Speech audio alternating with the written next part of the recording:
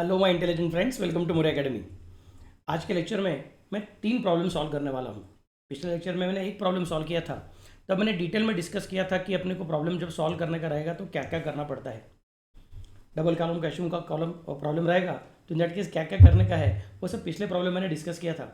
तो आज मैं 3 अलग अलग प्रॉब्लम करूँगा, तो मेरा स्पीड थोड़ा सा ज़्यादा लगेगा आप लोगों को। आपको क्या करना है, पहले आपका कैशबुक रेडी करना है, डबल कॉलम कैशबुक का फॉर्मेट रेडी रखना है, और जैसे जैसे मैं प्रॉब्लम सॉल्व करते जाऊंगा वैसे वैसे आपको सॉल्व करना है। ज़रूरत पड़ी तो वीडियो को पॉज कीजिए और बाद में फिर से बस को रिज्यूम करके अपना आंसर मेरे साथ टैली कीजिए। Okay, so the idea is I be solving it for you but with a little bit of faster speed, because अभी कुछ नया सिखाने के लिए नहीं है, मैं प्रैक्टिस करवा रहा हूँ आपके साथ। तो इन दैट केस यूट्यूब का वीडियो खाली फुकट लॉन्ग करने का नहीं है, अपने को रिकॉर्डिंग जो करने का है क्लास का लेक्चर का, उसको अननेसेसरली लॉन्ग करने का नहीं है। So I am ensuring it that I am solving it at my speed. आपके पास तो पूरा फैसिलिटी है, आप ज़रूरत पड़ेगी तो वीडियो को पॉज कर सकते हो, उसको स्लो स्पीड में लेके जा सकते हो, and you can resume it again and again, you can make me dance for you again and again. Okay, so let us start with the lectures now. Okay, चलो जी, आज का पहला क्वेश्चन कौन सा है? पहला क्वेश्चन है सुंदर एंड कंपनी का। क्या कहता है question? Prepare cash book with 2 columns for September 2018। सितंबर 2018 का नाम लिया उन्होंने, इसका मतलब अपना डेट कैसा रहेगा? 1 सितंबर मतलब 9वां महीना, सो 1918 और उसके आगे चलता रहेगा। देखो प्रॉब्लम क्या कहता है, मतलब मुझे पहले कहना पड़ेगा in the books of Sundar and company, in the books of Sundar and company. I write it here, in the books of Sundar and company. Okay, double column cash book, आपको फॉर्मेट याद है, left hand side right hand side. Cash book मतलब क्या है? Journal में से cash transactions को हटा लिया और लेजर में से कैश अकाउंट को हटा लिया, उसको कंबाइन करके बना दिया कैश बुक। तो it is a hybrid book, it at the same time works like a journal, at the same time works like a ledger. उसमें नरेशन भी रहेगा और उसमें डेबिट इफेक्ट क्रेडिट इफेक्ट रहेगा। So these are the points to be kept in mind. Left hand side इसका मतलब date particulars receipt number L F and cash and bank, और right hand side में फिर से बार date particulars voucher number L F cash and bank. ऐसे amount के 2 columns रहने वाले हैं। So let us start now. आपका फॉर्मेट ड्रॉ करके हो गया रहेगा और अभी आप मेरे साथ लिखने को चालू करने वाले हो। 1 सितंबर 2019 को क्या होने 2018 को क्या होने वाला है? बैंक बैलेंस दिया है और कैश बैलेंस दिया है। You tell me, they have use the word balance, they have not used the word negative balance, they have not used the word overdraft, they have used the word balance। मतलब अपना पैसा bank के पास balance में पड़ा हुआ है, मतलब bank अपने लिए डेटर जैसा है, अपना पैसा बैंक के पास पड़ा हुआ है, हम जब चाहे तभी विड्रॉ कर सकते हैं। Bank is more like our debtor, इसका मतलब बैंक इज अवर एसेट। तो ये एक एसेट अकाउंट हो गया, और कैश तो एसेट है ही, ये भी एसेट अकाउंट हो गया, दोनों एसेट है। मैंने आपको क्या सिखाया है, लेजर अकाउंट का बैलेंस कैसे लिखने का रहता है। एसेट अकाउंट रहेगा तो आंखें बंद करके आप बोल सकते हो कि एसेट मतलब रियल अकाउंट, रियल अकाउंट मतलब always always always debit balance. So bank balance में डेबिट बैलेंस है और कैश बैलेंस में डेबिट बैलेंस है। ये पहला पॉइंट हो गया। अगर वो बैंक ओवरड्राफ्ट बोलते थे तो मैं कहता था अच्छा वो लायबिलिटी है, फिर मैं उसको बोलना पड़ता था पर्सनल अकाउंट है, और पर्सनल अकाउंट के रूल्स कहते हैं कि अगर रिसीवेबल रहेगा तो डेबिट बैलेंस, पेएबल रहेगा तो क्रेडिट बैलेंस, और नॉमिनल अकाउंट के रूल कहते हैं कि अगर वो एक्सपेंसेस रहेगा तो डेबिट बैलेंस और वो इनकम रहेगा तो क्रेडिट बैलेंस। ऐसे अपने अलग अलग रूल्स थे। यहाँ पे तो पर्सनल अकाउंट भी नहीं है और नॉमिनल अकाउंट भी नहीं है, यहाँ पे सिर्फ एसेट अकाउंट है, मतलब रियल अकाउंट है। और रियल अकाउंट का तो सिंपल रूल है, आंखें बंद करके हमेशा हमेशा debit balance. There is no question of real account having a credit balance at any point of time in any case, so not to worry. So दोनों डेबिट बैलेंस है। फिर पहला क्वेश्चन सॉल्व हो गया कि ये कौन सा बैलेंस है, what is the nature of balance, that is solve now. Now the second question is where to write it. तो रूल कहता है ओपनिंग मतलब सीधा साधा, क्लोजिंग मतलब उल्टा पुल्टा। इसका मतलब मुझे क्या करना पड़ेगा, opening debit balance comes on debit side, मतलब मुझे कैश बुक के डेबिट साइड में जाना पड़ेगा और वहां पे जाकर लिखना पड़ेगा टू बैलेंस ब्रॉट डाउन। अभी सर कैश बैलेंस के लिए अलग लाइन और बैंक बैलेंस के लिए अलग लाइन, ऐसा 2 अलग अलग लाइन बनाने की जरूरत है क्या? बिल्कुल जरूरत नहीं, एक ही लाइन में लिख सकते हो आप लोग, to balance brought down. Cash column में 15,000 और बैंक कॉलम में 52,000, काम खत्म। सो अपना काम थोड़ा इजी हो गया। Now you can understand importance of subsidiary book. We are trying to reduce the manual work, we are trying to reduce the work which is unnecessary in nature. एक ही लाइन में काम होता है तो एक लाइन में काम पूरा कर देंगे। सो लिख दिया आपने 1 सितंबर 2018 डेबिट साइड में लिख दिया, देखो यहाँ पे to balance brought down 15,000 and 52,000. Okay, वो फेंट लाइन ड्रॉ किया है और बराबर से 3 digits on the right hand side वाला लिख रहे हो, ऐसा मैं अज्यूम करता हूँ, क्योंकि आपको टोटलिंग करने के लिए कैलकुलेटर अलाउड नहीं है. तो you have to take the calculations on your own. तो कैलकुलेशन को सिंप्लीफाई करने का है, मिस्टेक्स नहीं होना चाहिए, इसके लिए वो फेंट लाइन को यूज़ करो. It is going to help you a lot in examination. Next part, purchase goods and payment made by cheque. Purchase goods and payment made by cheque मतलब मुझे क्या कंसिडर करना पड़ेगा? Goods are purchase. एंट्री क्या हो जाएगा? Purchase account debit to क्या रे? पेमेंट मेड बाय चेक बोला है, मतलब to bank account. So purchase account debit to bank account, purchase account debit to bank account. Purchase के डेबिट में, बैंक के क्रेडिट में. परचेस के डेबिट में, बैंक के क्रेडिट में. तो बैंक के क्रेडिट में क्या लिखोगे आप लोग? डेट है 4th सितंबर, वहाँ पे लिखोगे बाय परचेसेस अकाउंट. अमाउंट कितना रहेगा? 15,000 एज मेंशन बाय देम. और नरेशन क्या लिखेंगे? Being goods purchased. काम सिंपल. ओके, तो परचेस के डेबिट में, बैंक के क्रेडिट में. परचेस अकाउंट नहीं बनाया, वहाँ पे डेबिट इफेक्ट नहीं दिखा सकता हूँ. बैंक के क्रेडिट में बैंक अकाउंट बना लिया है. नहीं सर, बैंक अकाउंट नहीं, हमने कैश बुक बनाया है. तो कैश बुक में डबल कॉलम है ना मेरे राजा, इसका मतलब कैश का भी एंट्री यहीं पे होगा और बैंक का भी एंट्री यहीं पे होगा. इसलिए बैंक कॉलम में 15,000 लिखा हुआ है, कैश कॉलम में कुछ लिखना नहीं है, याद रखिएगा, वरना गड़बड़ हो जाएगी. सब कुछ बराबर किया और कॉलम गलत किया तो बैलेंसेस गलत हो जाएंगे. So please ensure that you are writing in the correct column. Since it is payment made by cheque, it should be in the bank column. Okay, next part, sold goods for cash. Sold goods, goods are going out, मतलब to sales बोलना पड़ेगा. And have we sold the goods on credit basis? No. Have we sold it on cash basis? Yes. And are we receiving money in by way of check or by way of cash? They have told that it is for cash. That means cash is coming in, debit what comes in, cash account debit करना पड़ेगा. Cash account debit to sales account, cash के debit में, sales के credit में. Cash के debit में मतलब cash book के डेबिट में. कैश बुक के डेबिट में दो कॉलम है सर, उसमें से कैश अकाउंट के डेबिट में लिखूंगा, क्योंकि उन्होंने बोला कैश अकाउंट डेबिट मतलब कैश कॉलम में लिखूंगा. टू सेल्स अकाउंट, अमाउंट कितना rupees? 8,000. Being goods sold for cash. Being goods sold for cash. Next point 13th को बोल रहे हैं, purchase machinery and payment made by cheque. Purchase machinery and payment made by cheque. Entry क्या हो जाएगा आपका? Machinery is coming in, debit what comes in, machinery account debit. And cheque से payment किया है मतलब bank is going out, credit what goes out. So to bank account. Entry क्या हो जाएगा? Machinery account debit to bank account. Machinery account debit to bank account, machinery के debit में, bank के क्रेडिट में. सो बैंक के credit में लिखूंगा by machinery. So this is the entry. 13 को लिख रहा हूँ, बैंक के क्रेडिट में बाय मशीनरी. अमाउंट कितना है? बैंक के क्रेडिट में है, मतलब कैश बुक में क्रेडिट साइड में आ जाओ, उसमें बैंक कॉलम में क्रेडिट साइड में आके लिखो. Amount rupees 10,000. नाम क्या आएगा? By machinery. Being machinery purchased. Okay, being machinery purchase. ये कौन सा तारीख है? 10,000. This is on 13th. Next, sold goods and received by cheque, deposited on the same day. Deposited on the same day. So they have not told you कि आपको जो check मिला है वो कौन सा चेक है, वो बेयरर चेक है कि क्रॉस चेक है. जो लोगों ने कैशबुक के सारे लेक्चर ठीक से देखे उनको समझेगा कि सर जब चेक इश्यू होता है तो टेंशन नहीं है, हमेशा बैंक अकाउंट रहता है. When the check is issued, it is always bank account. But when the check is received, then we ask the question whether it's a bearer check or it's a cross check. If it's a bearer check, we specify that it should be cash column or cash account. And if it's a cross check, then we specify it's a bank column or bank account. So sir, here the check is received. That means they should tell us whether it is cross check or it is bearer check. Yes, what you are saying is true. They should have told us. They haven't told us. तो मैं क्या assume करूँ फिर? एक bearer check assume करूँ कि cross check assume करूँ? मैं बोलूँगा नहीं मेरे राजा, अज्यूम करने की ज़रूरत नहीं है, क्योंकि उन्होंने खुद ही बोल दिया है it is deposited on the same day. It is deposited on the same day. इसका मतलब क्या हो गया? जिस दिन आया है उसी दिन बैंक में चला गया है. तो हम लोग डायरेक्टली इसके लिए बैंक अकाउंट कंसिडर करेंगे तो भी चलेगा. कैश अकाउंट वगैरह सोचने की जरूरत नहीं है. क्रॉस चेक है कि बेयरर चेक है सोचने की जरूरत नहीं है, क्योंकि वो कैश बॉक्स में पड़ा हुआ है ही नहीं. जैसे ही हमने कस्टमर के पास से चेक ले लिया, उधर से ही हम लोग बैंक में चले गए और बैंक में डिपॉजिट कर दिया, काम खत्म हो गया. And they have used the word deposited. अगर वो बेयरर चेक रहता था तो in that case it is obvious that we would have used the word and it is encashed. क्योंकि बेयरर चेक रहेगा तो अपने को पैसा लेने के लिए कहाँ पे जाना पड़ता है? जो आदमी चेक इश्यू कर रहा है उसके बैंक अकाउंट में जाना पड़ता है. We need to go to the bank account of that fellow who gives the cheque to us, because उसने अपने को बेयरर चेक दिया है. बेयरर चेक होने की वजह से खुद के बैंक अकाउंट में जाने की जरूरत नहीं है.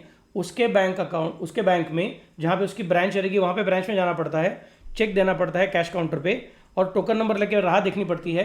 जैसे अपना टोकन नंबर आएगा वैसे अपने को कैश मिल जाएगा, तो उसको बोलते हैं एनकैशमेंट, उसको डिपॉजिट नहीं बोलते हैं।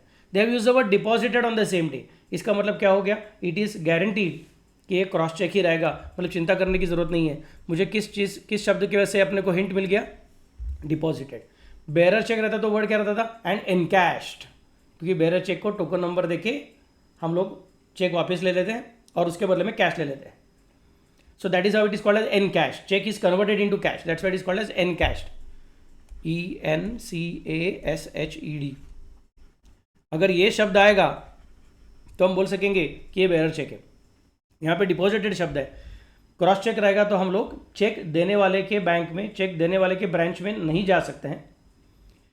क्रॉस चेक रहेगा तो अपने को क्या करना पड़ता है, अपने खुद के बैंक में जाना पड़ता है, अपने खुद के ब्रांच में जाना पड़ता है, अपने खुद के बैंक अकाउंट में डिपॉजिट करना पड़ता है, फिर वो RBI का क्लियरिंग हाउस का सिस्टम यूज़ करके बाद में अल्टीमेटली पैसा 3 दिन के अंदर अपने अकाउंट में वापस आ जाता है।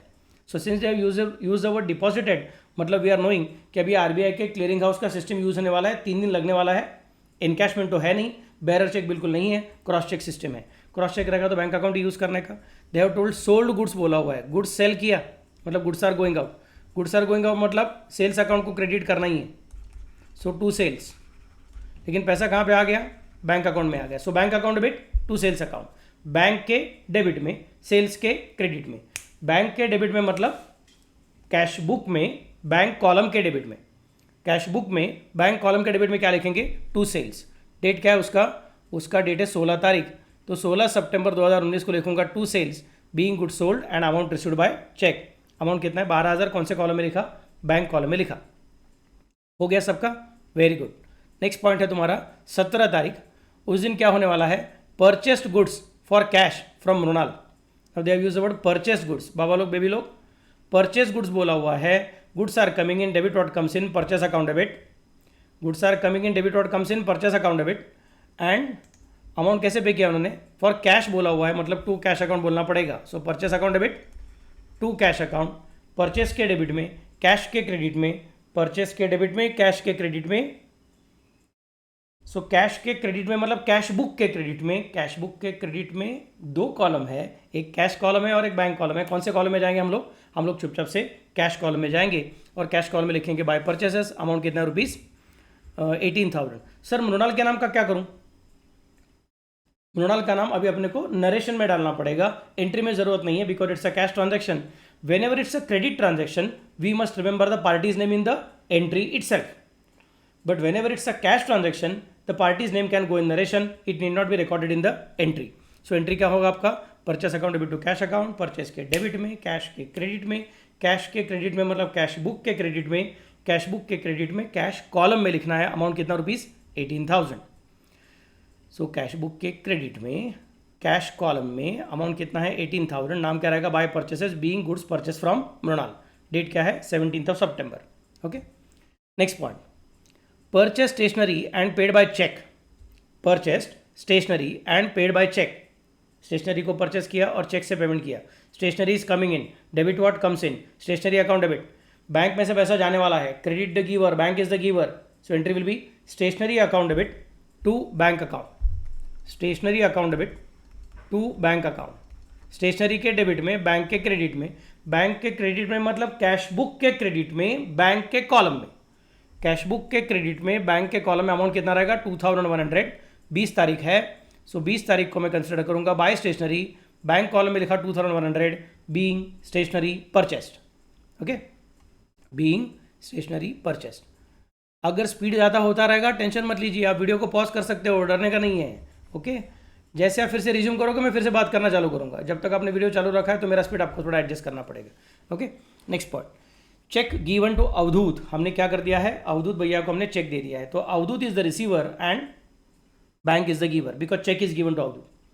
सर वो बेरर चेक है कि क्रॉस चेक है, अरे मेरे राजा, अरे मेरी रानी, चेक रिसीव किया रहेगा तो सोचना पड़ता है बैंक है मतलब क्रॉस है कि बेरर है।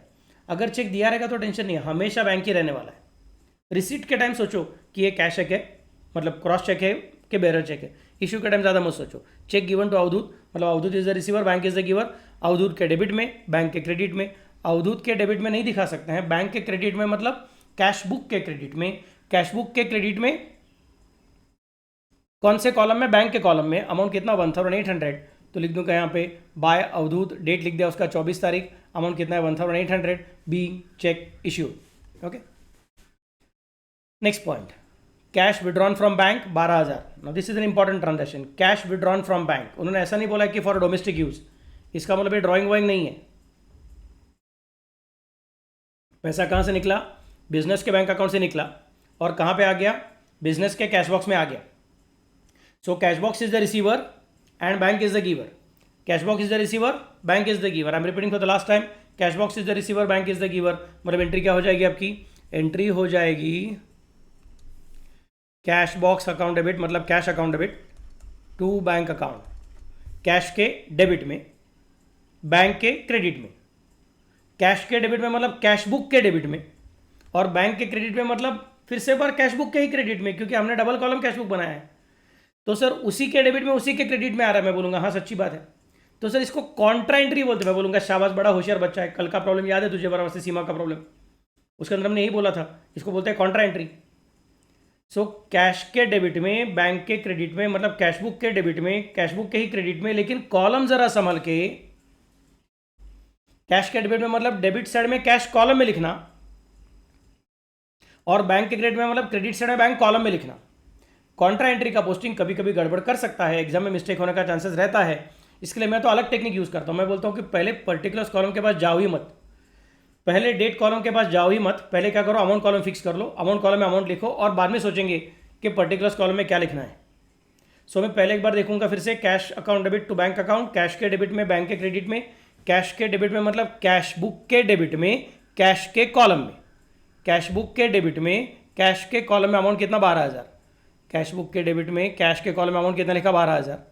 और कैश बुक के ही क्रेडिट में, बैंक के कॉलम में अमाउंट लिखूंगा 12,000। सो पहले अमाउंट लिख दिया। अमाउंट लिखने के बाद पूछूंगा डेबिट साइड में ये कॉलम कौन सा है मेरा राजा रानी? हम बोलेंगे कैश कॉलम है। तो जो कॉलम में अमाउंट लिखा है उसका अपोजिट कॉलम का नाम लिखने का। तो कॉलम कौन सा है? अमाउंट कॉलम कैश, मतलब नाम किसका आएगा? बैंक। और डेबिट साइड में मतलब टू बैंक हो जाएगी।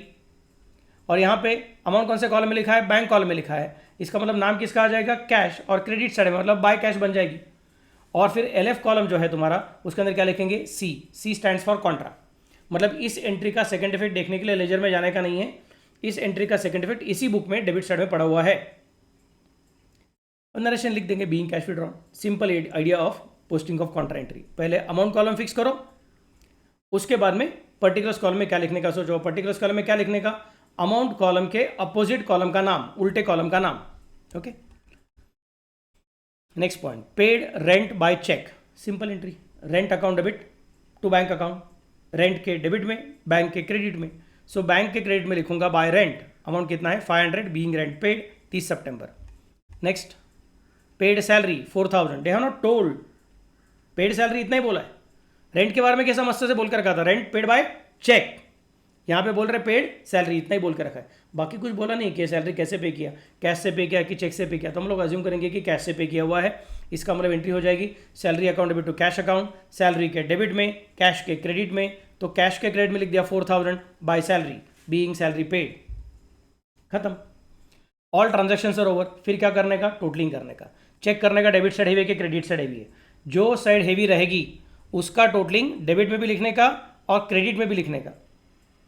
फिर मैंने आपको सिखाया है टोटलिंग करके बैलेंसिंग फिगर कैसे कैलकुलेट करने का रहता है, वो टेक्निक यूज करके फटाफट से बैलेंसिंग फिगर कैलकुलेट करने का। Please pause the video, take your own totalling and find out whether your totals are matching with me or not, whether your balancing figures are matching with me or not. आता रहेगा तो बराबर से लिख दीजिए, लेकिन प्लीज़ कॉपी मत कीजिए, कॉपी करोगे तो आगे नहीं जा सकोगे। फिर आपने जो बैलेंसिंग फिगर लिखा हुआ है वो क्लोजिंग बैलेंस है, तो नाम रखना पड़ेगा बाय बैलेंस कैरिड फॉरवर्ड। और फिर आज का क्लोजिंग मतलब कल का ओपनिंग, आज का क्लोजिंग मतलब कल का ओपनिंग, तो फिर उसको बराबर से लिख दीजिए आपका ओपनिंग बैलेंस कितना है। Okay, so this is 22,600। Clear all of you? Yes, this is 13,000 and this is 22,600। This is how it will B. और वो जो क्लोजिंग बैलेंस रहेगा उसको पेंसिल से स्क्वायर बॉक्स नहीं तो एनसर्कल कर दीजिए, so it will be easy for the purpose of examiner to understand that you are not copying but you are solving it correctly. Okay, चलो, वेरी गुड। सो आपने video pause किया था, आपने totalling किया था, अपना टोटलिंग आपने मेरे साथ मैच किया था। Let me now go for the next question. चलो चलो चलो फटाफट से, डरना मत, फटाफट से सॉल्व करना, जहाँ जहाँ पे ज़रूरत पड़ी वहाँ पे वीडियो को पॉज करके आगे खेलते जाना। देखो क्या बोला है, enter the following transactions in the cash book with cash and bank column, मतलब डबल कॉलम बोल रहे हैं, ऑफ मेहता ब्रदर्स फॉर 2019 अक्टूबर, मतलब यहाँ पे बोलना पड़ेगा in the books of Mehta brothers, in the books of Mehta brothers. Entry क्या हो जाएगी आपकी, cash in hand 13,000 and bank balance 24,000। Format draw करके हो गया अपना, डेबिट साइड में date particulars receipt number LF cash and bank, credit side में date particulars voucher number LF cash and bank, ऐसे कॉलम ड्रॉ करके हो गए। फिर बोलूँगा कैश इन हैंड कितना है 13,000, बैंक बैलेंस कितना है 24,000, एंट्री हो जाएगी to balance brought down 13,000 and 24,000। Sir to क्यों लिखा, बाय क्यों नहीं लिखा? अरे मेरे राजा, अरे मेरी रानी, कैश इन हैंड मतलब एसेट, बैंक बैलेंस, ओवरड्राफ्ट शब्द नहीं यूज़ किया, निगेटिव बैलेंस यूज़ नहीं किया, उन्होंने शब्द यूज़ किया बैलेंस, मतलब अपना बैलेंस बैंक के पास पड़ा हुआ है, मतलब बैंक अपनी डेटर है, मतलब बैंक अपने लिए एसेट है, पर्सनल अकाउंट है बैंक अकाउंट, लेकिन अपना पैसा रिसीवेबल है बैंक के पास है, because our balance is there with the bank. So bank is our debtor, that means it's a debit balance. So opening debit balance cash का तो है ही क्योंकि वो एसेट है, और बैंक का शायद पर्सनल अकाउंट होने की वजह से शायद वो डेबिट साइड में भी आ सकता था, मतलब डेबिट बैलेंस रह सकता था, या फिर क्रेडिट बैलेंस भी रह सकता था, लेकिन प्रॉब्लम ने बोल दिया है कि it is not bank overdraft, it is bank balance, मतलब ये पेबल है ही नहीं, ये रिसीवेबल है। और अगर ये रिसीवेबल है मतलब मुझे क्या कंसिडर करना पड़ेगा, मतलब मुझे लेना पड़ेगा डेटर है, तो ये भी एसेट बन गया, दोनों एसेट है मतलब दोनों डेबिट बैलेंस है, and opening debit balance comes on debit side, तो डेबिट साइड लिख दिया टू बैलेंस ब्रॉट डाउन 13,000 और 24,000। Next point, cash sales 80,000 at 10% trade discount, cash sales 80,000, so list price कितना है 80,000 और ट्रेड डिस्काउंट कितना है 10% है। कैसे कैलकुलेट करने का 10%, 100 से 10 में आने का तो लास्ट का जीरो कैंसिल करना पड़ता है, मतलब इधर का एक जीरो कैंसिल कर दिया, 8,000 इज ट्रेड डिस्काउंट। अपने को ट्रेड डिस्काउंट से प्यार नहीं है, अपने को ट्रांजैक्शन से प्यार है, ट्रांजैक्शन 72,000 रुपीज़ का रहेगा, और उन्होंने खुद ही बोल के रखा ये कैश सेल्स है, इसका मतलब अपने को कैश मिल चुकी है। सर तो फिर मैं एंट्री करूंगा 72,000 रुपये का और डिस्काउंट 8,000 रुपये का, फिर 80,000 का। मैं बोलूँगा नहीं राजा ऐसा नहीं करना है, trade discount is never recorded in books of accounts, मतलब तुमको 8,000 की एंट्री करने की ही नहीं है, तुमको सिर्फ 72,000 की एंट्री करनी है। 80,000 को मारो गोली, 8,000 को मारो गोली, अभी एंट्री किसके बनेगी 72,000 की बनेगी। Cash is coming in, goods are going out, entry will be cash account debit to sales account, cash के डेबिट में सेल्स के क्रेडिट में, कैश के डेबिट में लिखूंगा टू सेल्स, अमाउंट कितना हो जाएगा 72,000, कैश के डेबिट में टू सेल्स अमाउंट कितना है 72,000। फिर नरेशन में लिखूंगा, कौन से कॉलम में लिखा कैश, क्योंकि कैश में ही पैसा आ गया, बैंक में नहीं लिखने का है। ओके, सो नरेशन क्या आएगा, being good sold at 10% trade discount, काम खत्म। Being good sold at 10% trade discount, काम खत्म। ओके चलो जी, काम खत्म, पैसा हजम। अगला पॉइंट देखेंगे। अगला पॉइंट कहता है cash purchases rupees 60,000 at 10% TD and 5% CD, अच्छा दोनों है, CD भी है, and half of the amount was paid in cash remaining by cheque. मस्त पॉइंट है, बहुत ही अच्छा पॉइंट है। देखो देखो फिर से एक बार क्या बोल रहे हैं, परचेसेस एट 60,000, सो लिस्ट प्राइस कितना है 60,000 है, उसके ऊपर ट्रेड डिस्काउंट कितना है 10% है। 10% कैसे निकालने का, लास्ट का जीरो कैंसिल, तो 6,000 कैंसिल कर दिया, बचेगा कितना 54,000। अभी वो क्या बोल रहा है कि 54,000 पे ये क्या तुम्हारा इनवॉइस प्राइस है, इसके और फिर से 5% कैश डिस्काउंट आने वाला है, मतलब हमने इमीडिएटली पेमेंट कर दिया। तो वो जो सेलर था अपने से इतना खुश हो गया कि यार बहुत अच्छा कस्टमर मिल गया, फट से पैसा दे देता है। तो सेलर ने बोला सर आप इतना जल्दी पेमेंट कर रहे हो ना, तो आपको मैं कैश डिस्काउंट भी दे देता हूँ। आपने बल्क में परचेस किया तो मैंने आपको ट्रेड डिस्काउंट दे दिया 10%, और आपने अर्जेंटली इमीडिएटली फट से कैश दे दिया तो मैं आपको कैश डिस्काउंट दे दूंगा, वो कितना रहेगा 5% रहने वाला है। बोलूँगा वेरी गुड, तो मुझे कैलकुलेट करना पड़ेगा 5% कैश डिस्काउंट मतलब कितना कैश डिस्काउंट आएगा। मैं बोलूँगा 100, अभी किसको पकड़ने का, 60,000 का काम खत्म हो गया, ये अभी खत्म हो गया, इसको मारो गोली, अब यहाँ से चालू करना है अपने। तो दिस इज अगेन बिकमिंग 100 ऐसा मत बोलो कि सर नहीं ये 100 है, इसमें से 10 माइनस किया तो ये 90 हो गया है। मैं बोलूँगा ऐसा मत करो, अभी एनीवे उसको गोली मार के हो गया ना, तो अभी फ्रेश स्टार्ट करेंगे कहाँ से, इनवॉइस प्राइस को 100 कंसिडर करेंगे। जो लोग मैथ्स के होशियार बच्चे हैं उनको और एक बोल के रखता हूँ, आपने इसको 90 बोला तो भी चलेगा, ऐसा कुछ प्रॉब्लम नहीं है, लेकिन फिर आपको याद रखना पड़ेगा 10% मतलब इसका 9 कंसिडर करना पड़ेगा। लास्ट का 0 कैंसिल मतलब 9 होता है, फिर वो कैलकुलेट करने के लिए क्रॉस मल्टीप्लिकेशन का लॉजिक यूज़ करना पड़ेगा, विच बिकम्स लिटिल डिफिकल्ट। उससे अच्छा हम क्या करेंगे, हम बोलेंगे लेट अस स्टार्ट अफ्रेश। अभी लिस्ट प्राइस को भूल गए हैं, अभी हम लोग इनवॉइस प्राइस के साथ खेलना चालू करने वाले हैं। तो ये हो गया 100 का अपने को कितना कैलकुलेट करने का है, 5% कैलकुलेट करने का है। तो पहले 10% कैलकुलेट करेंगे। 10% कितना हो जाएगा, 10% हो जाएगा उसका लास्ट का 0 कैंसिल मतलब 5400, क्योंकि 54,000 है, लास्ट का 0 कैंसिल हो गया तो 5400 हो जाएगा। बट वो 10% है, अपने को 5% चाहिए। 5% मतलब कितना हो जाता है, 5% मतलब 10% का आधा। सो 5400 को 2 से डिवाइड करो।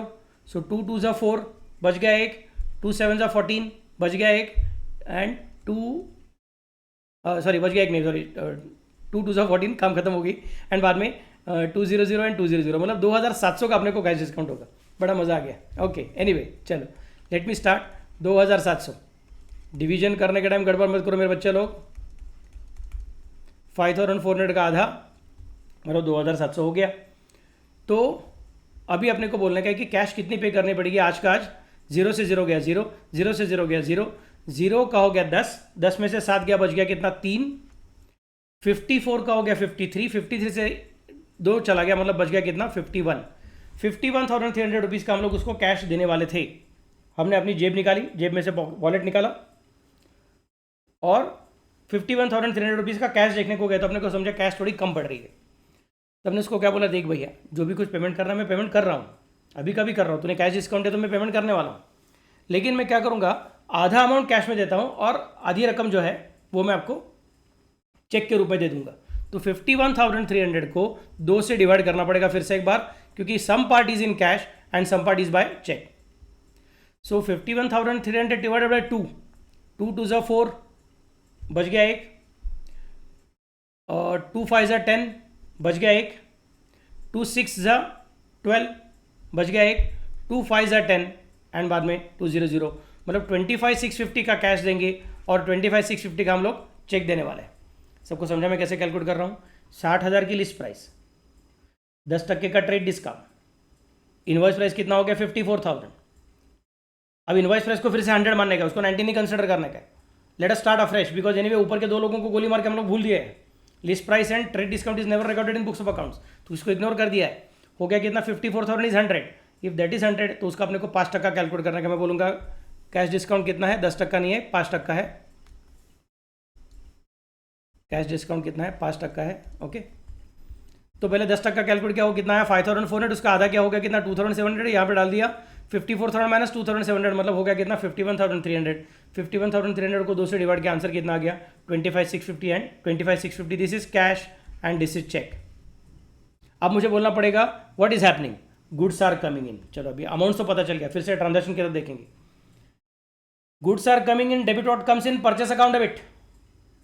Goods are coming in, debit what comes in purchase account debit, and some part is going out by way of cash, some part is going out of bank. So cash is going out and bank is the giver. फिर से एक बार, goods are coming in, debit what comes in purchase account debit. Purchase कितने का किया 54,000 का किया हुआ है। Cash is going out, credit what goes out to cash account. Cash कितनी जाएगी 25,650 की कैश जाएगी and bank is the giver, credit the giver to bank account 25,650 के बैंक में से पैसा जाएगा। So this is the entry, purchase to cash to bank. Purchase के डेबिट में, कैश के क्रेडिट में, बैंक के क्रेडिट में।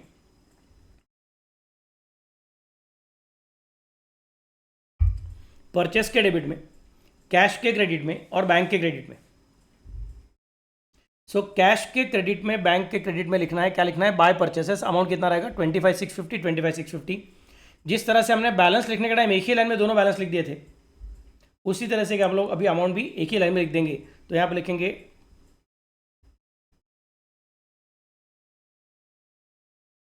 Bye purchases 25,650, 25,650 being goods purchase at 10% TD and 5% CD। Date लिखने को भूलना मत मेरे बच्चों, 5th of October 2019। Okay by purchases, cash column में 25,650, बैंक कॉलम में 25,650, being goods purchase at 10% TD and 5% CD, खत्म।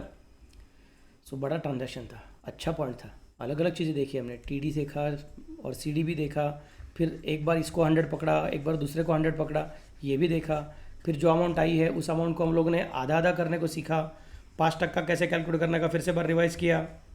Okay, so many points we have considered in this problem, very interesting problem. ज़रूरत पड़ी तो वीडियो को rewind करके फिर से देख लो। ओके, चलो let me go ahead now. Next point is deposited cash into bank, deposited cash into bank. So who is the receiver? Bank is the receiver. What is going out? Cash is going out. Bank is the receiver. Cash is going out. Bank is the receiver. Cash is going out. Entry कैसे होगा? Bank account debit to cash account. Bank account debit to cash account. Bank के debit में, cash के credit में। Bank के debit में, cash के credit में, मतलब बैंक तो वो तो बैंक कॉलम है अपने पास, और कैश सर वो तो कॉलम है अपने पास, मतलब सर कैश बुक के ही डेबिट में और कैश बुक के ही क्रेडिट में, मतलब sir this is a Contra entry. मैं बोलूँगा शाबाश, होशियार बच्चा है। कॉन्ट्रा एंट्री का रूल क्या है मेरा? कॉन्ट्रा एंट्री का रूल है सबसे पहले अमाउंट कॉलम को फिलअप करो, बाद में पर्टिकुलर्स कॉलम के पास जाओ। सो बैंक के डेबिट में मतलब कैश बुक के डेबिट में बैंक के कॉलम में अमाउंट लिख दोगे कितना? 40,000। कैश बुक के डेबिट में, कैश बुक के डेबिट में बैंक के कॉलम में अमाउंट 40,000, और कैश बुक के क्रेडिट में अमाउंट के कॉलम में, अमाउंट कैश कॉलम में लिखोगे 40,000। फिर जो कॉलम में अमाउंट लिखा है उसका अपोजिट नाम लिखने का। सो नाम क्या आएगा? बैंक, और क्रेडिट साइड है मतलब बाय बैंक। अमाउंट किधर लिखा है? बैंक में, मतलब नाम क्या आएगा? कैश। डेबिट साइड में मतलब टू कैश अकाउंट। फिर क्या करना पड़ेगा? यहाँ पे तुमको कॉन्ट्रा ऐसा लिखना पड़ेगा, कॉन्ट्रा एंट्री, कॉन्ट्रा एंट्री ऐसा लिखना पड़ेगा। Being cash deposited, being cash deposited, दोनों जगह पे same narration. So we are through. Next point, 9 तारीख को received bearer cheque from Sumit ₹9,500। Received bearer cheque, बाबा लोग bearer bearer, they have used the word bearer cheque, they have not used the word cross cheque, they have used the word bearer cheque. Bearer cheque मतलब क्या है? Received बोला है, issued रहेगा तो bearer होने दो, क्रॉस होने दो, कुछ फर्क पड़ता नहीं। इशूड रहेगा तो हमेशा क्या रहता है? बैंक कॉलम में देखने का रहता है। रिसीव्ड रहेगा तो संभल के, रिसीव्ड रहेगा तो बेरर रहेगा मतलब कैश, और क्रॉस रहेगा मतलब बैंक। ये बेरर चेक है मतलब कैश जैसा ट्रीट करना पड़ेगा। So although cheque is coming in, मैं बोलूँगा कैश इज कमिंग इन, क्योंकि ये चेक अभी बैंक अकाउंट के अंदर नहीं जा रहा है, ये चेक अपने कैश बॉक्स में पड़ा हुआ है। सो आई स्पेसिफाई कि cash is coming in, Sumit is the giver, entry will be cash account debit to Sumit account. Amount कितना? 9,500। कैश के डेबिट में, सुमित के क्रेडिट में, कैश के डेबिट में मतलब कैश बुक के डेबिट में, कैश कॉलम के डेबिट में, to Sumit, being bearer cheque receive. Date लिख दो बराबर से, 9th of October, being bearer cheque receive. Next, अगला पॉइंट है received cross cheque from Prabhakar. Sorry, next point कौन सा तुम्हारा इधर? 9 के बाद में 13, sold goods for cash ₹12,000 at 4% TD. बाबा लोग, बेबी लोग, सोल्ड गुड्स बोला है, सोल्ड गुड्स बोला है मतलब सेल्स अकाउंट है, और 4% टीडी है, यहाँ पे कैश डिस्काउंट का कुछ झमेला नहीं है। So list price is 12,000 minus trade discount कितना है तुम्हारा? 4% है, इज इक्वल टू क्या आएगा तुम्हारा? Invoice price. ये कौन है? 100% अपने को चाहिए था, 100 का 10% पहले निकालेंगे, मतलब लास्ट का जीरो कैंसिल, मतलब 1200 हो जाएगा। मैं बोलूँगा नहीं सर अपने को 1200 नहीं चाहिए, अपने को 10% नहीं, अपने को 1% चाहिए। मैं बोलूँगा फिर ठीक है ना, 2 जीरो निकाल दो, 120 मिल जाएगा। सर बट 1% भी नहीं चाहिए अपने को, तो 4% चाहिए। मैं बोलूँगा ठीक है, फिर 1% को 4 से मल्टीप्लाई करो, तो 120 × 4 मतलब क्या हो जाएगा? 480। 400, 4 2 8 एंड 4 1 1, सॉरी 4 1 4, मतलब हो जाएगा 480। तो ये 480 अपना ट्रेड डिस्काउंट है। जीरो में से जीरो गया जीरो, जीरो में से 8 गया मतलब 2 करना पड़ेगा, ऊपर हो गया, एक कैरी फॉरवर्ड कर दिया हमने। 0 का हो गया 10, 10 का हो गया 9, 9 से 4 गया, बच गया कितना? 5, एंड 12 का हो गया 11, 11,520 का इनवॉइस प्राइस है। आगे उन्होंने कैश डिस्काउंट कुछ बोला नहीं है, सोल्ड गुड्स फॉर कैश बोला है, सोल्ड है इसका मतलब टू सेल्स, एंड कैश है मतलब cash is coming in, debit what comes in cash account debit to sales account. Entry will be cash के डेबिट में, सेल्स के क्रेडिट में। कैश के डेबिट में, सेल्स के क्रेडिट में मतलब कैश बुक में, डेबिट में, कैश कॉलम में कितना अमाउंट लिखना है? 11,520। नाम का रखना है to sales. So to sales 11,520। Being good sold at 4% TD, being good sold at 10% TD, काम खत्म। अगला पॉइंट कौन सा है तुम्हारा? अगला पॉइंट है पेड लाइफ इंश्योरेंस प्रीमियम ₹4,000। वाह वाह, मस्त पॉइंट, क्या सुंदर पॉइंट आ गया है। बच्चा लोग ध्यान देना, बहुत ही अच्छा पॉइंट है। क्या बोल रहा है देखो, प्रॉब्लम तुमको हिंट दे के रखा है, इनडायरेक्ट पॉइंट दे के रखा है, मिस्टेक होने का चांसेस है। बहुत सारा बच्चा लोग बोलेगा सर लाइफ इंश्योरेंस प्रीमियम अपना खर्चा है, so life insurance premium account debit, LIP account debit to cash account, या फिर क्या तुम्हारा, यस टू कैश अकाउंट, क्योंकि उन्होंने चेक पे कुछ बोला नहीं। मैं बोलूँगा सच्ची बात है, बट लाइफ इंश्योरेंस मतलब किसका इंश्योरेंस, किसका लाइफ? ऑब्वियसली प्रोपराइटर का लाइफ। प्रोपराइटर के लाइफ का इंश्योरेंस पे करने का जिम्मेदारी किसका था? प्रोपराइटर का खुद का था, बिजनेस का नहीं था। बिजनेस क्या करेगा? रॉ मटेरियल का पेमेंट करेगा, वेजेस का पेमेंट करेगा, लाइट बिल पे करेगा, रेंट पे करेगा, ट्रैवलिंग कन्वेंस पे करेगा, ऑफिस के लिए T and breakfast, printing accessory, advertising, वो सब खर्चा करेगा। प्रोपराइटर के लाइफ का इंश्योरेंस पे करना बिजनेस का जिम्मेदारी नहीं है, वो प्रोपराइटर का खुद का जिम्मेदारी है। फिर भी उसका घर का जिम्मेदारी, खुद का जिम्मेदारी होने के बावजूद बिजनेस ने पे किया, मतलब बिजनेस का पैसा use for personal purpose, it is called as drawings. मतलब अपने को LIP account, life insurance premium account को यूज नहीं करने का है, अपने को ड्रॉइंग्स अकाउंट को यूज करने का है। बच्चा लोग है ना, सब बराबर करेगा, लेकिन गलती से LIP का नाम रखेगा तो उनका मार्क्स कटने वाला है। You to be very careful about it. Entry क्या होगा तुम्हारा? Drawings account debit to cash account, drawings के डेबिट में, कैश के क्रेडिट में। ड्राइंग के डेबिट में, कैश के क्रेडिट में क्या लिखेंगे आप लोग? अमाउंट कितना है? ₹4,000। सो ड्राइंग के डेबिट में, कैश के क्रेडिट में लिखूंगा बाय ड्राइंग्स 4,000, डेट है 15 अक्टूबर। फिर नरेशन लिख दो being life insurance premium paid, काम खत्म। Being life insurance premium paid, काम खत्म, हो गया ₹4,000। Very important transaction, tricky transaction, mistake होने का चांसेस है, लेकिन मेरे साथ पढ़ाई करने वाले मेरे बच्चे बड़े होशियार रहते हैं, वो मिस्टेक करते नहीं है। ओके, उनका ध्यान सब जगह पे रहता है, चौकन्ने बच्चे रहते हैं एकदम मस्त से। Very good. Let me consider next point. Next point कौन सा है? चेक रिसीव्ड ऑन 9 अक्टूबर 2019। ये जो अपने को मिला था ना ऊपर, सुमित के पास से चेक मिला था, देखो ना सुमित के पास से, ये देखो 9 को बेरर चेक रिसीव, वो उन्होंने अभी डिपॉजिट किया 18 तारीख को। सो कैश बॉक्स में से चेक इज गोइंग आउट, मतलब cash box is the giver और cash box is going out, तो मतलब कैश इज गोइंग आउट बोल सकता हूं मैं, मतलब कैश को क्रेडिट देना पड़ेगा और बैंक को डेबिट देना पड़ेगा, because bank is the receiver. Deposited into bank बोला, एक्चुअली गड़बड़ कर दिया उसने, सर बेरर चेक है तो डिपॉजिट काय को किया, इनकैश करना चाहिए था। यस, बट अपने को क्रॉस चेक मिलेगा तो दूसरा कोई ऑप्शन नहीं रहता है। अपने को बेरर चेक मिलेगा तो हम लोग उसको खुद क्रॉसिंग करके भी अपने बैंक पर डाल सकते हैं। बैंक ऐसा नहीं बोलेगा नहीं सुमित ने दिया ना तो सुमित ने क्रॉसिंग करना चाहिए था, ऐसा बैंक नहीं बोलते। बैंक बोलते आपने क्रॉसिंग किया तो भी चलेगा। ऐसा कौन करेगा सर? जाने का ना सुमित के बैंक में, जाने का ना सुमित के ब्रांच में, उधर जाके वहाँ से टोकन नंबर लेके कैश लेके आने का, ये सब झमेला क्या को करने का। गड़बड़ ऐसी हो गई है, कभी कभी ऐसा रह सकता है Sumit is staying let us say at some other place and business, वो जो अपना मेहता ब्रदर्स है उनका बिजनेस किसी एक जगह पर है। So Mehta brothers are from Gujarat and Sumit is from let us say Pune, तो Sumit is sending a cheque by post. Actually by post जब चेक भेजते हो तो बेरर चेक कभी भेजना नहीं चाहिए, बहुत डेंजरस चीज़ रहती है, बट उसने ऐसा भेज दिया है। तो मेहता ब्रदर्स बोल रहे अच्छी बात है, चलो ले लिया चेक, बाद में अभी इसका पैसा लेने का तो फिर से पूना में जाना पड़ेगा, सुमित का बैंक, सुमित का ब्रांच ढूंढना पड़ेगा, वहाँ पे जाकर इनकैश करना पड़ेगा। इतना टाइम नहीं है अपने पास, उसके लिए अपने को खर्चा करना पड़ेगा ट्रैवलिंग का। उससे अच्छा क्या करेंगे, मेहता ब्रदर्स खुद ही उसको क्रॉस करते, खुद के बैंक अकाउंट में डाल देते। हो सकता है क्या? हो सकता है। That's why they have deposited the cheque, they have not encash the cheque. I hope you have understood the idea. Okay, तो मेनी टाइम्स इट में से हैपन कि क्रॉस चेक मिला तो ऑप्शन ही नहीं है, तुमको वो कंपल्सरी क्या करना पड़ेगा, you must put it in the bank account.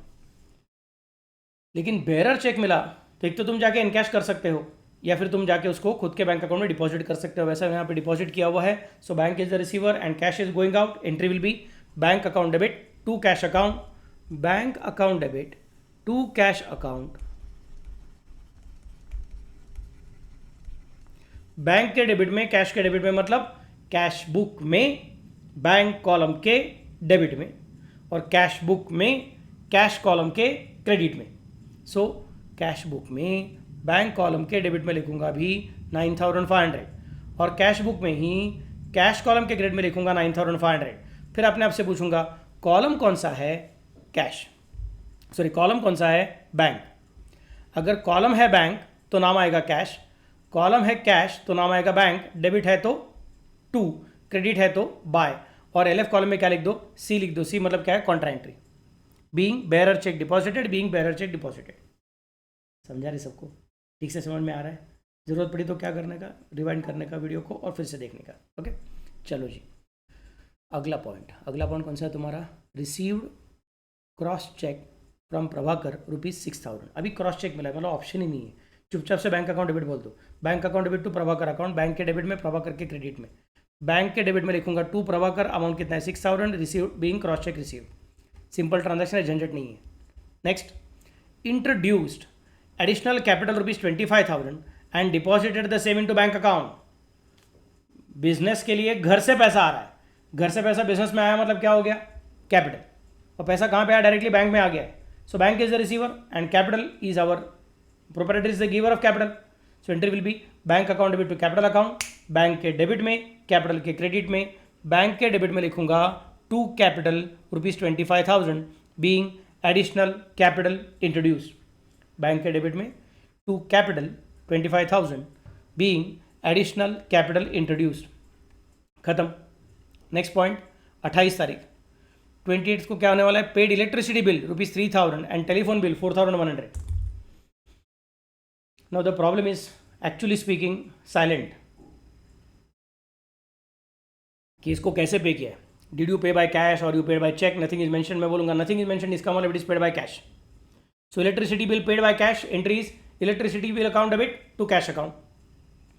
Electricity के डेबिट में, कैश के क्रेडिट में। Telephone bill paid by cash, entry will be telephone bill our expenses, cash is going out, telephone bill account debit to cash account.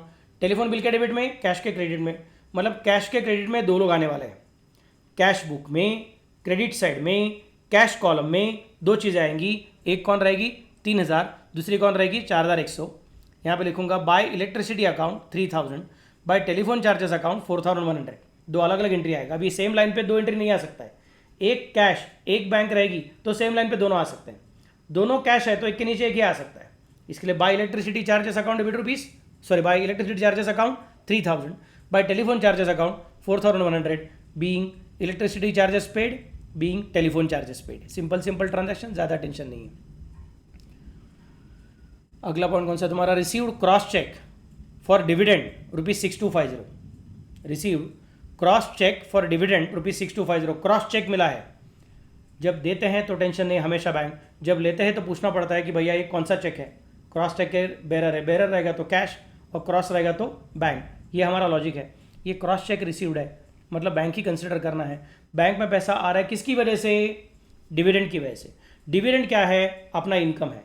Entry क्या हो जाएगी, bank account debit to dividend account. Bank के debit में, dividend के credit में।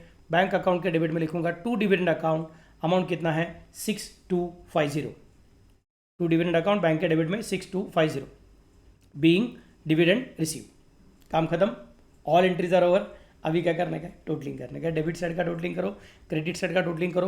कौन बड़ा है वो चेक करो, जो बड़ा रहेगा वो टोटल दोनों साइड में लिख दो और बैलेंसिंग फिगर कैलकुलेट करो। Please do not copy, please pause the video, please take the total on your own, please find out your balancing figures. Okay चलो जी, मैंने अभी बैलेंसिंग फिगर कैलकुलेट किया है, आपका टोटलिंग करके हो गया है और आपने बैलेंसिंग फिगर कैलकुलेट करके वीडियो फिर से रिज्यूम किया है और अभी आप अपना आंसर चेक कर रहे हो।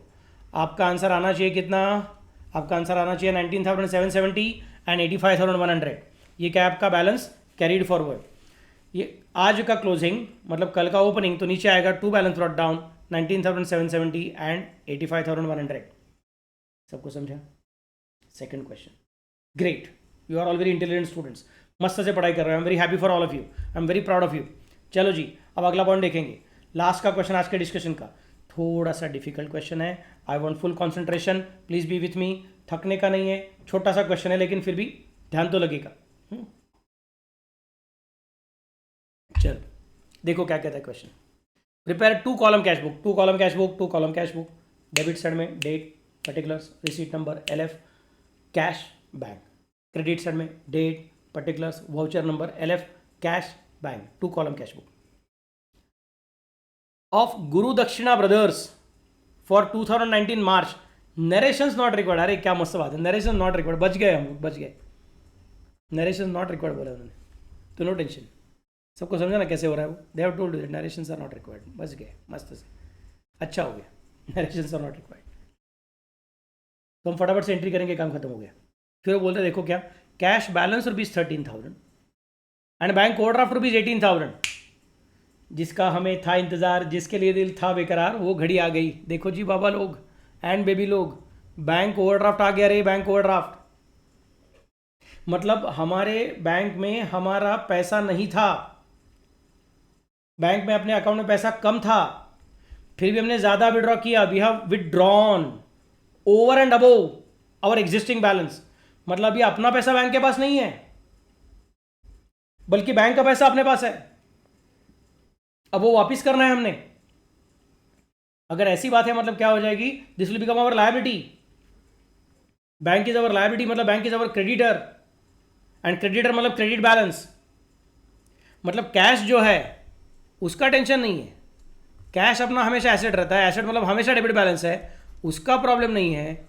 बट बैंक ओवरड्राफ्ट होने की वजह से वो पेबल में चला गया है, और पेबल में चला गया मतलब क्रेडिटर बन गया है, मतलब वो क्रेडिट बैलेंस है। तो कैश का डेबिट बैलेंस है और बैंक का ओवरड्राफ्ट होने की वजह से क्रेडिट बैलेंस है। एंड ओपनिंग मतलब सीधा साधा, इसका मतलब कैश का बैलेंस डेबिट साइड में आएगा और बैंक का बैलेंस क्रेडिट साइड में आएगा। अब दोनों एक ही साइड में नहीं आएंगे, दोनों डेबिट नहीं हो सकता है, एक डेबिट में और एक क्रेडिट में। कैश तो कभी क्रेडिट में जाता ही नहीं है, काम ही खत्म। ओपनिंग बैलेंस लिखने के टाइम कैश कभी भी क्रेडिट में जाता ही नहीं है, so there is no tension. कोई बच्चा बोलेगा नहीं सर अभी आपने ऊपर लिखा था, नहीं देखो ना, ये देखो ऊपर का प्रॉब्लम, ये क्या कैश का कॉल आपने क्रेडिट में लिखा, अरे वो क्लोजिंग है मेरे राजा, उसमें तो क्रेडिट में जाना है क्योंकि क्लोजिंग मतलब उल्टा पुल्टा है। मैं ओपनिंग की बात कर रहा हूँ, ओपनिंग में कैश किसी भी हालत में डेबिट में ही रहेगा, ओपनिंग में कैश किसी भी हालत में क्रेडिट में जा ही नहीं सकता है। बैंक डेबिट में भी जा सकता है, क्रेडिट में भी जा सकता है, और इस प्रॉब्लम में बैंक क्रेडिट में जा रही है क्योंकि बैंक का उन्होंने अपने को ओवरड्राफ्ट बैलेंस दिया हुआ है। तो अब मैं क्या करूंगा, डेबिट साइड में लिखूंगा टू बैलेंस ब्रॉट डाउन, सिर्फ कैश कॉलम में लिखा 13,000, बैंक कॉलम में चाहिए तो डैश कर दो, मतलब झंझट नहीं चाहिए। फिर क्रेडिट साइड में लिखूंगा same date 1/3/2019 by balance brought down, cash column में डैश कर दो और 18,000 लिख दो। ओपनिंग मतलब सीधा साधा, क्लोजिंग मतलब उल्टा पुल्टा। इस प्रॉब्लम में बैंक कौन है, अपने लायबिलिटी है क्योंकि बैंक ओवरड्राफ्ट हो चुका है, और कैश कौन है, अपना एसेट है। Clear? Next part, so very important point कि अपने को ओवरड्राफ्ट कैसे लिखने का समझ में आ रहा है। नेक्स्ट पॉइंट कौन सा है, received from Neha cash ₹1700 and bearer check of ₹500। Neha ने अपने को दो चीज़ें दी है, एक क्या दिया है कैश 1700, दूसरा क्या दिया है बेरर चेक 500। हाँ सर मतलब चेक मिल गया मतलब बैंक, और कैश मिल गई मतलब कैश। में बोलूँगा हाँ लेकिन चेक कौन सा है, बेरर चेक है, बेरर चेक है, इसका मतलब तुमको एंट्री क्या करनी पड़ेगी, वो कैश जैसे ही ट्रीट करना पड़ेगा। कैश में पैसा आ गया, 1700 भी आ गया और 500 भी आ गया, 1700 plus 500 that comes to 2200। So total amount received from Neha is 2200. Entry will be cash is coming in, debit what comes in, Neha is the giver, credit the giver. So cash के debit में और नेहा के credit में, Neha account नहीं बनाया, cash account बनाया हुआ है, तो कैश के डेबिट में मतलब कैश बुक के डेबिट में कैश कॉलम में 2200। सर आपने चेक शब्द को भूल गए क्या? नहीं मेरे राजा, मैं चेक शब्द को ध्यान में रखा था। नहीं मेरी रानी, मैंने चेक शब्द को ध्यान में रखा था, लेकिन साथ में कौन सा शब्द आया था, बेरर, और बेरर चेक रिसीव्ड रहेगा तो वो कैश जैसा ही रहता है, इसके लिए उसको कैश ट्रीट किया है। सबको समझा मैं कैसे बोल रहा हूँ? Okay, very easy point to be kept in mind. So एक ही बार लिखेंगे, नरेशन लिखने की जरूरत नहीं है, because they have told us narrations are not required. Okay चलो next point, paid to Dhanraj, paid to Dhanraj. So Dhanraj is the receiver and something is going out, what is going out, by cheque, so bank is the giver, paid to Dhanraj by cheque, so entry will be Dhanraj is the receiver and bank is the giver. Entry will be Dhanraj account debit to bank account, Dhanraj के debit में, bank के credit में, bank के credit में लिखूंगा 6000 bye Dhanraj, date लिख दो 7/3 bye Dhanraj, 6000, narration की जरूरत नहीं है। आगे चलो, cash sales 6545 and discount allowed ₹55, cash sales 6545 and discount allowed ₹55। मैं बोलूँगा कैश सेल्स, अपने को कैश में पैसा मिल गया, कितना पैसा मिल गया, 6545 मिल गया, और डिस्काउंट कितना है, ₹55 का है। मतलब एक्चुअली स्पीकिंग क्या था मालूम था कि 6545 का अपने को कैश मिल रहा है, अपने को कैश मिल रही है। एक्चुअली इनवॉइस प्राइस कुछ तो अलग थी, उसमें से डिस्काउंट ₹55 का अलाउ किया था, मतलब ऊपर एक्चुअली स्पीकिंग कुछ अलग अमाउंट था, अपना इन्वॉइस कुछ तो अलग अमाउंट का था। कितना था रे? 5 और 5 मतलब 10, कैरी फॉरवर्ड 1 4 और 1 5 और 5 10 मतलब 0, कैरी फॉरवर्ड 1 मतलब ये हो गया 5 और 1 6, तो 6,600 रुपये का हमारा एक्चुअली बिल था। लेकिन कस्टमर ने अपने को फट से पैसा दे दिया, हमने कस्टमर को खुश होकर बोल दिया चल ठीक है यार तुझे मैं डिस्काउंट देता हूँ। कितने का डिस्काउंट दिया हमने उसको? 55 रुपीज़ का डिस्काउंट दिया हुआ है। तो अपने हाथ में कैश कितनी आ गई? 6545 की कैश आ गई अपने हाथ में। I hope it is clear all of you. So cash is coming in and goods are going out. Entry will be cash account debit to sales account, cash के डेबिट में, sales के credit में। तो cash के debit में लिख दिया 6545 to sales. Sir discount का क्या करूँ? कैश बुक में डिस्काउंट कॉलम है नहीं, it is not a triple column cash book, it's a double column cash book. तो डिस्काउंट का खुद का एक अकाउंट रहेगा लेजर में, और उसके अंदर हमने डिस्काउंट में एंट्री किया रहेगा, यहाँ पे एंट्री नहीं कर सकते हैं। Next, check received on 2 March 2019 deposited into bank. Okay, वो जो नेहा के पास से चेक मिला था ना, लगता है शायद नेहा भी उसका जो बैंक है, उसका जो ब्रांच है वो कहीं तो दूर का ब्रांच है। हमने बोला जाने तो फिर अभी क्या करने का, हमने उसको खुद ही क्रॉसिंग कर दिया और खुद के बैंक अकाउंट में डिपॉजिट कर दिया। So are bank is the receiver and cash is going out. नहीं sir cheque is going out. अरे राजा, बट वो बेरर चेक है ना, मतलब वो अपने को कैश बॉक्स में रखा था, तो कैश बॉक्स में से जा रहा है, इसके लिए कैश इज गोइंग आउट ऐसा बोलना पड़ेगा।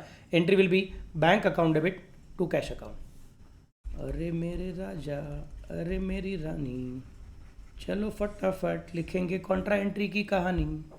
क्या कहता है? Bank account debit to cash account. Bank के डेबिट में, कैश के क्रेडिट में। बैंक के डेबिट में मतलब कैश बुक के डेबिट में, कैश बुक के डेबिट में बैंक कॉलम में, कैश बुक के डेबिट में बैंक कॉलम में कितना लिखेंगे? 500, क्योंकि वो चेक 500 रुपये का था। अपना नेहा के पास से चेक मिला था ना, 500 रुपये का था। तो कैश बुक के डेबिट में बैंक कॉलम में 500 रुपया, और कैश बुक के क्रेडिट में कैश कॉलम में 500 रुपया। कॉन्ट्रा एंट्री मतलब हमेशा अमाउंट कॉलम पहले फिक्स करने का। फिर कॉलम कौन सा है? बैंक। नाम किसका आएगा? कैश। डेबिट साइड मतलब 2। कॉलम कौन सा है? कैश। नाम किसका आएगा? बैंक। क्रेडिट साइड मतलब हो जाएगा बाय। डेबिट में 2 और क्रेडिट में बाय। और एलएफ कॉलम में क्या लिखेंगे? सी। काम खत्म। सी मतलब क्या है? Contra entry. Okay, next point. Next point कौन सा है तुम्हारा? 12 तारीख, डिपॉजिटेड इनटू बैंक ₹5,000। फिर से बार same situation, deposited into bank, तो same entry, bank account debit to cash account. Amount कितना है तुमने बोल के रखा अभी? 5,000 रुपया।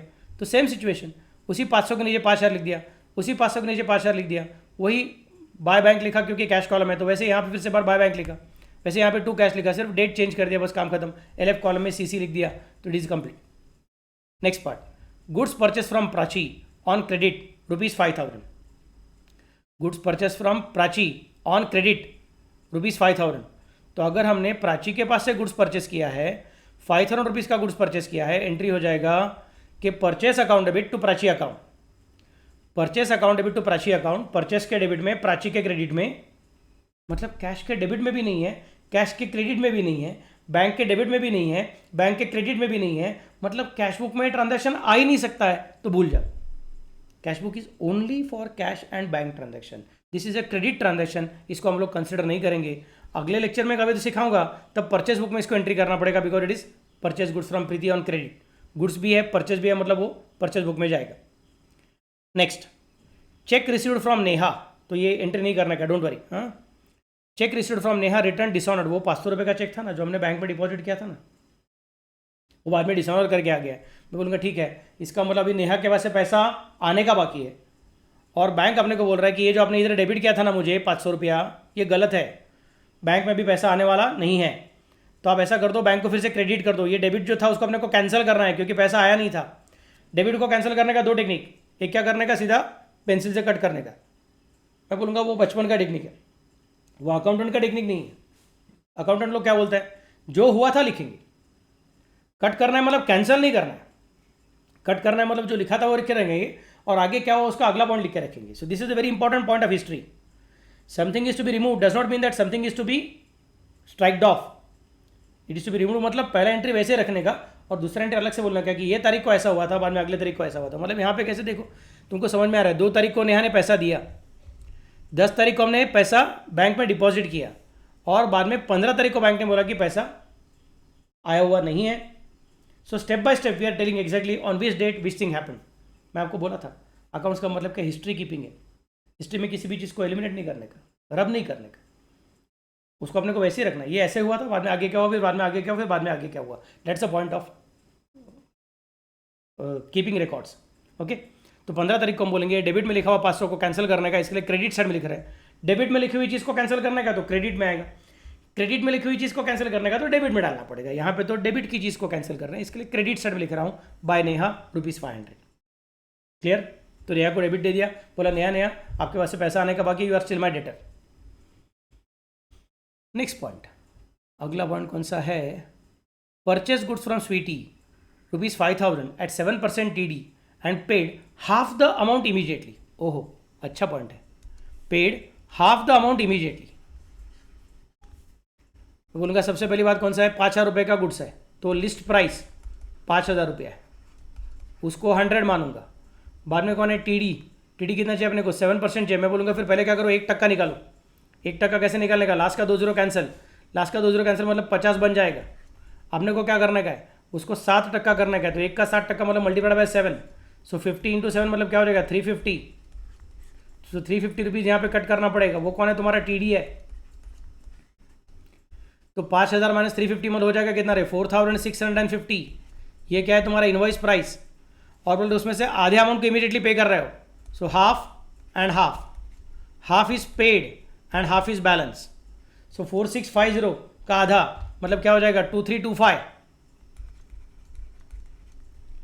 2,325 पे किया, 2,325 पे नहीं किया, जितना पे किया उतने रिकॉर्ड कर सकते हैं, because we are talking about cash book, we are not talking about ledger just now. तो एंट्री क्या हो जाएगा अपने लिए? एक्चुअल एंट्री है तुम्हारा purchase account debit 4,650 to cash 2,325 to Sweety 2,325, क्योंकि स्वीटी को हमने अभी आधा पेमेंट करने का बाकी है, इसलिए Sweety still our creditor. Entry होना चाहिए था purchase to cash to Sweety, लेकिन हम बोलेंगे कि सर कैश बुक में स्वीटी का नाम नहीं आ सकता है, यहाँ पे क्रेडिट ट्रांजैक्शन है वो स्वीटी वाला, जो कैश ट्रांजैक्शन उससे रिकॉर्ड करो। मतलब मैं बोलूँगा ठीक है, फिर मुझे सिर्फ परचेस टू कैश का एंट्री करना पड़ेगा। तो सर परचेस के डेबिट में 4,650 है और कैश के क्रेडिट में 2,325 है, तो टैली नहीं होगा। मैं बोलूँगा बराबर है, लेकिन हम लोग यहाँ पे परचेस के अंदर भी 2 एंट्री ऐसा कंसिडर करेंगे। So it is like this, purchase 2,325 to cash 2,325 and बाद में फिर से परचेस टू स्वीटी 2,325। आपने एक कंबाइन एंट्री किया, इसलिए आपको लगता है एक ही एंट्री है, एक्चुअली 2 एंट्रीज हो गया, एक कैश परचेस और एक क्रेडिट परचेस। इसको हम रिकॉर्ड नहीं करेंगे, इसी को रिकॉर्ड करेंगे, परचेस के डेबिट में, कैश के क्रेडिट में। कैश के क्रेडिट में डेट क्या है? 20 तारीख। 20 तारीख को लिखूंगा बाय स्वीटी नहीं चाहिए, एक्चुअली यहाँ पे बाय परचेस चाहिए। बाय क्या लगेगा अपने को? परचेस।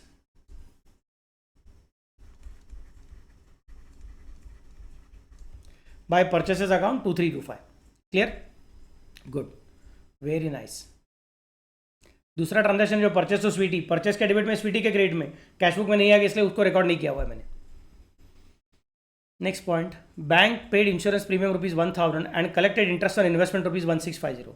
तो बैंक ने क्या कर दिया है? हमने बैंक को बोल कर रखा था स्टैंडिंग इंस्ट्रक्शन कि मेरा इंश्योरेंस प्रीमियम 100 तारीख को आता है, आप चुपचाप से पे कर दो खुद ब खुद। मैंने आपको अभी स्टैंडिंग इंस्ट्रक्शन दे के रखा है, अगली बार मैं चेक इशू नहीं करूंगा, ये डेट आएगी तो आप चुपचाप से इंश्योरेंस प्रीमियम पे कर दो, सो इंश्योरेंस कंपनी को पे करने का। This is called a standing instruction, ECS बोलते हैं उसको, इलेक्ट्रॉनिक क्लियरिंग मैंडेट या फिर इलेक्ट्रॉनिक क्लियरिंग सिस्टम वगैरह करके। तो आप उसके हिसाब से पेमेंट कर रहे हो। सो बैंक को आपने इंस्ट्रक्शन देकर रखा था, वो तारीख आ गई, बैंक ने पेमेंट कर दिया। Insurance premium is our expenditure and bank में से पैसा जा रहा है, bank is the giver. Entry will be insurance premium account debit to bank account. Insurance premium के डेबिट में, बैंक के क्रेडिट में, बैंक के क्रेडिट में लिखूंगा बाय इंश्योरेंस प्रीमियम ₹1,000। नरेशन लिखने का नहीं है तो काम खत्म हो गया, नरेशन रहता तो लिखता था being insurance premium paid by bank according to standing instructions.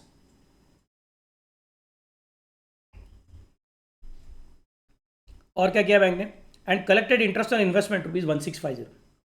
So interest on investment अपने बैंक अकाउंट में आ गया है। Interest on investment is our income and bank is the receiver. Entry will be bank account debit to interest on investment account, bank के debit में 1,650 to interest on investment account, bank के debit में to interest on investment 1,650। Narration नहीं इसलिए बच गया हम लोग। Next, cheque issue to Dhanraj was dishonoured. ये धनराज को चेक दिया था ना हमने, तो हमने बोल दिया था बैंक में से पैसा चला गया है, लेकिन लगता है हमारा rupees in figure, rupees in words match नहीं हुआ, फिर सिग्नेचर मैच नहीं हुआ, फिर कुछ तो स्क्रिबलिंग हो गया था चेक, और बैंक ने बोला सॉरी इसको डिसऑनर करने वाले हैं। तो अपने को जो क्रेडिट में लिखा है उसको कैंसिल करना क्या, तभी हमने नेहा वाले को कैंसिल किया था, याद है क्या? वैसा तब नेहा डेबिट में थी इसलिए कैंसिल किया था, अभी क्रेडिट में आया था। अब जो क्रेडिट में है उसको कैंसिल करना है मतलब डेबिट में देना पड़ेगा। कैंसिल करने का मतलब स्ट्राइक ऑफ नहीं करने का, कैंसिल करने का मतलब अपोजिट एंट्री करने का। तो अपोजिट साइड में आएगा टू धनराज, डेट क्या है तुम्हारा 24 तारीख, 24 तारीख को लिखूंगा टू धनराज, अपोजिट साइड में सेम कॉलम, कॉलम सेम लेकिन साइड अलग, डेबिट का क्रेडिट, क्रेडिट का debit. Okay, so to Dhanraj 6000। Next point, Gupta stores directly deposit into our bank account ₹7,500। हमारे बैंक अकाउंट में गुप्ता स्टोर्स ने डायरेक्टली डिपॉजिट कर दिया खुद ब खुद। बोलूंगा ठीक है, bank is the receiver and Gupta is the giver. Entry will be bank account debit to Gupta stores account. Bank के डेबिट में लिखूंगा यहाँ पे टू गुप्ता स्टोर्स अकाउंट 7,500। हो गया। Next point, deposited cash. ठीक से सुनिए, बहुत इंपॉर्टेंट ट्रांजेक्शन है। Deposited cash in excess of ₹3920 into bank. Deposited cash in excess of, क्या किया डिपॉजिट किया, हाँ सर हमको मालूम है डिपॉजिट क्या मतलब, क्या करना पड़ेगा, bank is the receiver and cash is going out, so bank account debit to cash account. Entry तो मालूम है सर, अभी अमाउंट बता दो, हाँ है दिख रहा है कुछ तो 3,920। मैं बोलूँगा जरा ठीक से पढ़ो मेरे राजा, ठीक से पढ़ो मेरी रानी, ठीक से पढ़ो मेरे राजकुमार लोग। देखो क्या बोल रहा है, डिपॉजिटेड कैश ऑफ ₹3920 नहीं, deposited cash in excess of 3920। मतलब अपने पास जितनी कैश है उसमें से पहले 3920 को साइड में निकाल के रखो। 3920 को साइड में निकालने के बाद अगर कुछ एक्स्ट्रा कैश पड़ी है तो उसको डिपॉजिट करो बैंक में। वेरी इंपॉर्टेंट पॉइंट, जितनी कैश है उसको डिपॉजिट नहीं करना है, जितनी कैश है उसमें से 3920 को डिपॉजिट नहीं करना है, जितनी कैश है उसमें से 3920 को निकाल के रखना है और जो बचेगा उसको डिपॉजिट करना है। तो बोलूँगा इसका मतलब पहले क्या करना पड़ेगा, पहले मुझे बोलना पड़ेगा कैश का बैलेंस कितना रहेगा मुझे मालूम है, निकाल के रखा हुआ अपना बैलेंस है 3920 कैश बॉक्स में रखा हुआ है। तो मैं पहले लिख दूंगा यहाँ पे 3-4 लाइन छोड़ दूंगा क्रेडिट साइड में। क्यों? क्योंकि डिपॉजिट होने वाला है, मतलब कैश में से पैसा जाने वाला है, बट कितना जाएगा अभी तक पता नहीं। तो ये अमाउंट मेरे पास अभी रेडी नहीं बाबा लोग, ये अमाउंट अभी तक मेरे पास रेडी नहीं है,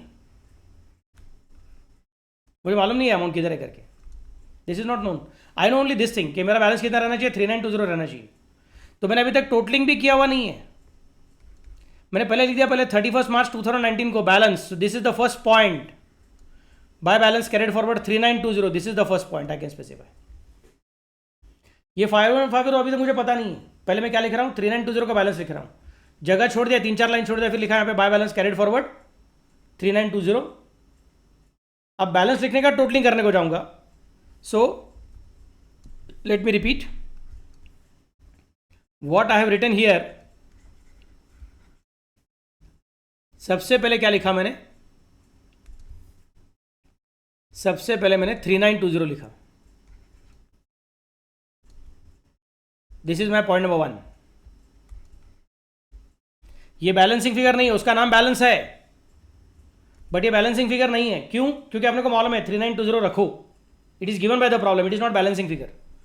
फिर मैंने टोटलिंग किया, total of debit side total of credit side किया, फिर मैंने चेक किया कि टैली हो रहा है कि नहीं हो रहा है, फिर डिफरेंस कितना आ रहा है, फिर मुझे समझा कि 10,000 रुपीज़ हमारे पास से चला गया, एक्स्ट्रा अभी तक बाकी है।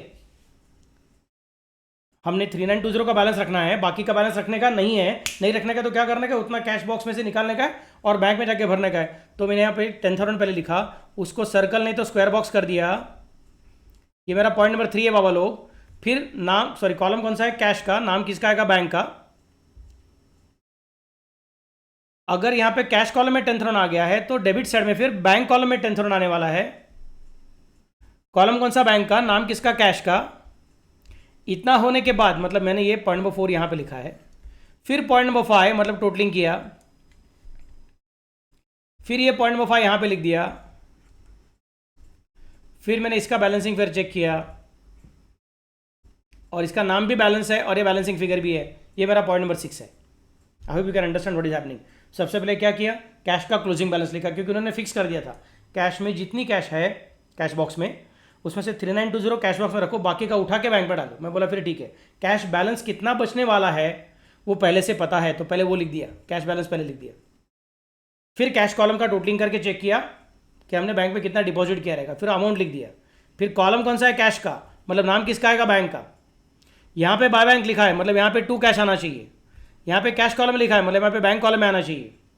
फिर बैंक कॉलम का टोटलिंग किया, फिर बैंक कॉलम का बैलेंसिंग फिगर निकाला, फिर दोनों बैलेंस मिल गया है, फिर आज का क्लोजिंग मतलब कल का ओपनिंग किया, और यहाँ पे कॉन्ट्रा एंट्री इसके लिए सीसी लिख के रखा, काम खत्म। बहुत अच्छा पॉइंट है। Lots of different points we have studied in this problem. क्या क्या सीखा हमने, ओपनिंग ओवरड्राफ्ट दिया रहेगा तो क्या करने का वो सीखा, कॉन्ट्रा एंट्री सीखा, एक ही दिन को कैश भी मिल गया रहेगी, चेक भी मिल गया रहेगा तो दोनों, और बेरर चेक रहेगा तो दोनों को कंबाइन किया तो भी चलेगा, वो भी सीखा।